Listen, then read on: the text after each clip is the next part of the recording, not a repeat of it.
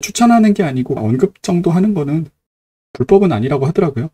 그래가지고 뭐 종목 얘기 나오면 한 번쯤 보도록 하겠습니다.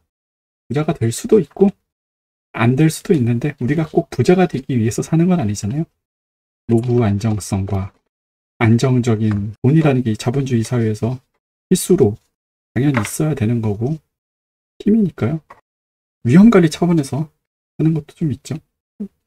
부자가 이제 어떤 기준이 부자인지는 잘 모르겠지만 사람마다 이제 목표치라는 게 다 다르니까 투자를 안 하면 좀 그런 것 같아요. 옛날에도 투자를 했었어요. 저희 아버지 세대도 했는데 그때는 은행금리 막 10% 20% 할 때잖아요.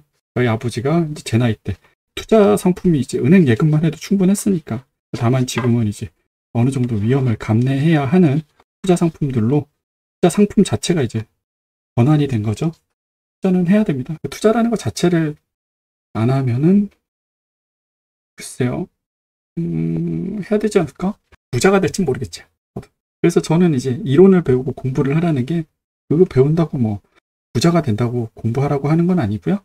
예, 하면은 위험 관리가 되니까 우리 위험 관리 차원에서 안정적으로 노후 때 파산하지 않고 먹고 살고 적당히 그래도 여행도 좀 다니고 어디 아프면 병원비 때문에 걱정하지 않고 그리고 죽어 그렇죠. 내가 사는 게 없어지지 않고 하는 그런 이제 불안을 안 하게 안전망을 하려고 이제 투자를 하라고 하는 거죠. 뭐.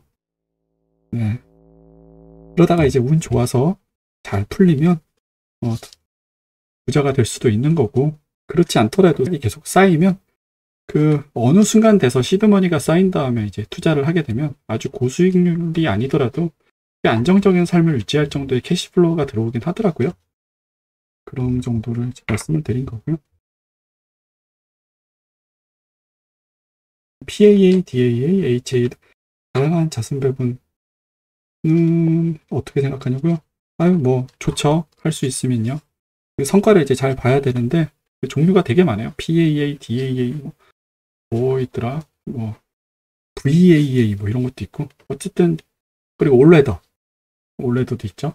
듀얼 모멘텀 뭐 이런 것도 있는데 ETF를 가지고 보통 이제 하는 전략들이고 기대 수익률이 이제 10%보다는 좀 안 되고 한 7, 8%요 정도 노리시는 분들이 하는데 가성비 좋은 투자 전략이라고 생각하고 있습니다. 노력이 크지 않음에 비해서 어쨌든 수익률이 역사적으로 잘 나왔던 전략이기도 하고 근거가 없진 않으니까요.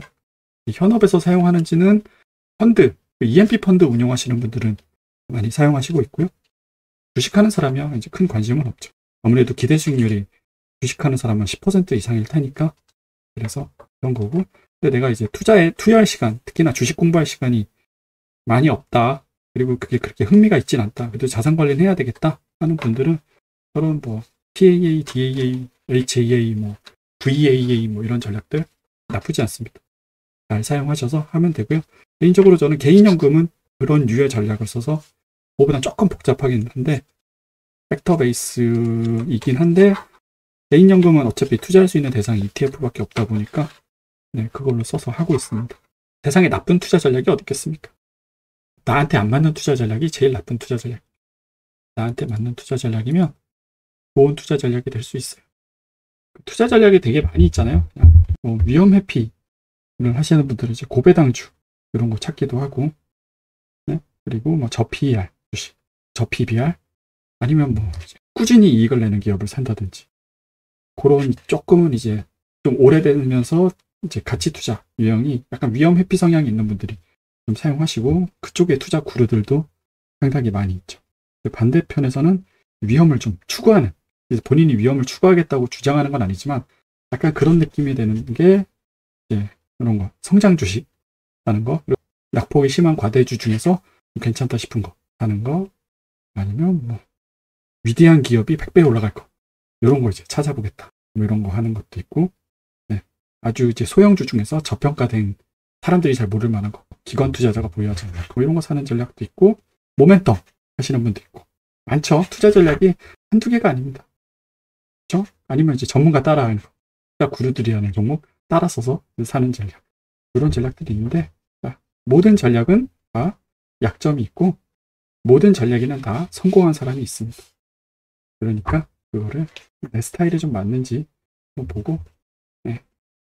장단점을 찾아봐야죠. 그래서 투자가 어렵습니다. 정답이 없기 때문에. 아무튼 그런 얘기를 해드렸고 정신을 번쩍 들게 할 만한 게 뭐가 있을까? 나름대로 좋은 주식을 찾는 전략이 있어요. 점수를 이제 짜고 있는 것도 얘를 점수를 매긴단 말이죠. 점수를 매기면 이제 뭐 제 나름대로 만든 건데 그걸 예시를 한 번만 들어볼게요. 이 스코어가 이제 99.8점이면 되게 높은 애란 말이죠. 제가 보니까 여기 보시면 수익성이 98점 그리고 뭐 밸류에이션이 26점이면 그렇게 저평가는 되다. 79점이면 성장성이 80점 정도다. 이런 점수를 이제 매기는 체계가 있고 그 안에 들어가는 지표들은 우리가 흔히 아는 지표도 있고 약간 덜 익숙한 지표들이 있는데 그 지표들이 이제 골고루 좋은 상태면 이 점수가 되게 높아요. 예를 들어볼게요. 인터 디지털이라는 회사예요. IDCC라는 회사가 있고 그럼 얘를 보면 나중에 저 회사 재무제표 이런 거를 들어가서 봤을 때 실제로 상태가 되게 괜찮아요. 이렇게 점수화를 딱 시켜놓으면 뭐가 좋을까요? 빠르게 훑어볼 수가 있죠. 실제 그런지 한번 볼까요? IDCC 한번 볼게요. IDCC 보기에 좋은 사이트가 지금 방금 이제 제가 얘기한 IDCC 인터디지털이라는 거 추천은 아닙니다. 절대 사지 마세요. 이게 언제 떨어질지 어떻게 알겠어. 아무튼 근데 제가 얘를 왜 예시를 들었냐면 점수가 일단 전반적으로 높았고 보면 이제 수익성, 그로스 좋잖아요. 성장성 100점 만점에 거의 80점 뭐 이렇게 되니까 그러면 이제 이런 점수가 실제로 이 재무제표에 있는 우리가 분석할 수 있는 그 내용들이랑 일치해야 되잖아요. 어느 정도. 점수가 80점인데 막 사실은 영업이익률 되게 낮고 마진율 되게 안 좋고 ROE 낮고 이러면 사실은 그 점수 체계를 되게 잘못 만든 거죠. 얘는 보시면 영업이익률이 보시면 41%. 근데 이 회사 산업평균은 5%. 되게 높죠. 그러니까 점수가 높은 거죠. 순이익률도 이 회사는 36%인데 이 회사가 소속된 산업은 2.8%. 그 정도. 통이자 보상 비율 안정성이죠. 안정성도 높고 그리고 ROE가 얘는 이제 계속 되게 성장을 했죠. 지금이 40%가 ROE인데 산업 평균은 4%. 그러니까 이제 이렇게 되니까 이제 수익성이 되게 회사가 되게 높게 나온 거죠. 평가 여부는 잘 모르겠어요. PER이 18 정도예요. 그리고 최근의 가격 흐름은 꽤 괜찮았으니까 아마 모멘텀 점수도 높겠죠. 여기를 한번 봐볼게요. 모멘텀, MO가 모멘텀인데 이게 98점. 저의 그 투자 스타일은 뭐냐면 이게 골고루 다 높은 애들을 투자하는 게 저희 스타일이에요.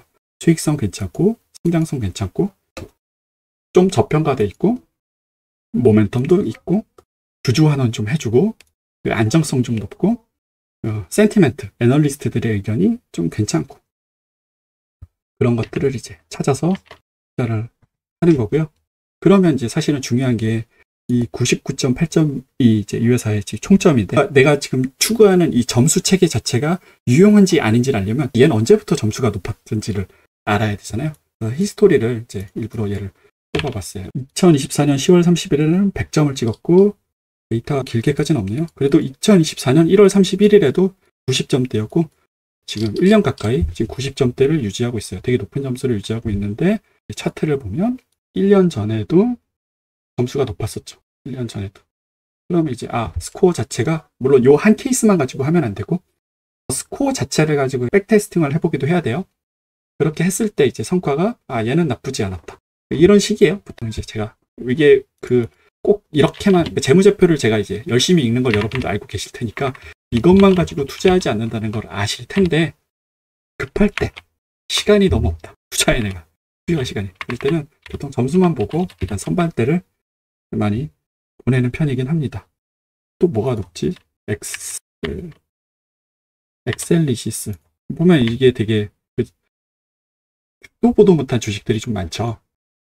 또 보도 못한 주식들이 많을 수밖에 없는 게 아주 대형주로 가버리면 가격 자체가 정가가 될 확률이 되게 높고 다 좋은데 점수가 다 좋은데 안 올랐다 하는 애들이 아주 대형주에는 사람들의 눈에 불을 켜고 있기 때문에 잘 나올 리가 사실 없죠. 그렇다고 뭐 항상 소형주만 있는 건 아니고 대형주들도 가끔 들어와요. 여기 있네.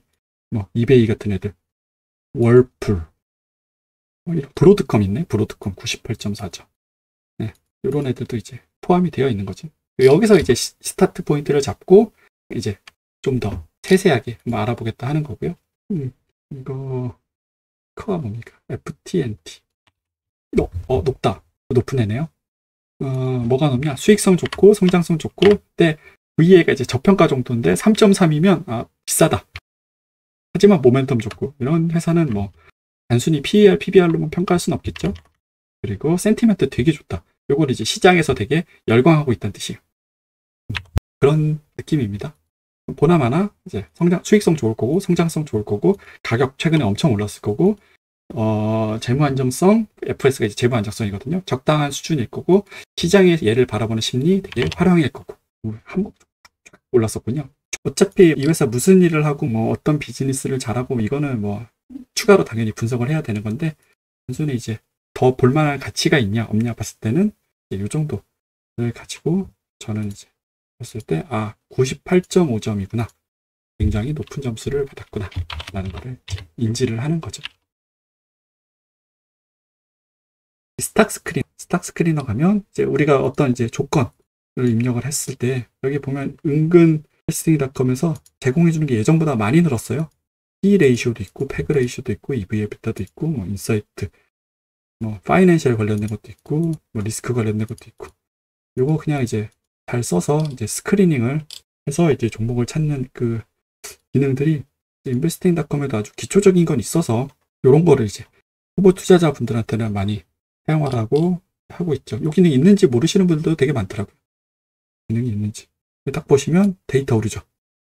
네. 시가총액 1등 애플이 아니고 챈드라, 아스리, ADR. 데이터 핸들링 잘 못하면 이런 에러가 항상 생깁니다. 글로벌 기업인 investing.com도 이래요.